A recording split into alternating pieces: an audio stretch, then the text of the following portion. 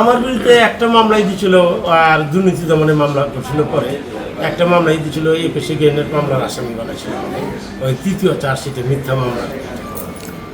ওই একটা মামলাই ছিল, ওই একটা মামলাই তো পার করে দিচ্ছে, ফাঁসির রায় দিয়ে দিয়েছিল। এছাড়াও মূল কারণ ওই যে মামলার আসামি বানাইছিল, আমার ফাঁসির আসামি বানাইছিল। এটা কারণ আমার ভাই বিএনপি এখনো কফিলুদ্দি বিএনপি করে। আর আমি বাংলাদেশ বাস ট্রাক ওয়ার্কার্স অ্যাসোসিয়েশনের জেনারেল সেক্রেটারি ছিলাম। যেমন আমি যাওয়ার পরে পুরো সমিতি আমাদের ক্যাপচারে গেছে, শ্রমিক মালিক সমিতির সবই আমাদের ক্যাপচারে চলে গেছে। তখন ইচ্ছা করলে যখন বিএনপির মিটিং হইতো, দেখতেন যে গাড়ি বন্ধ করে দিত, বলতো যে গাড়ি আসবে না, গাড়ি স্টেক করছে। তা আমি থাকলে তো এগুলো পারতো না।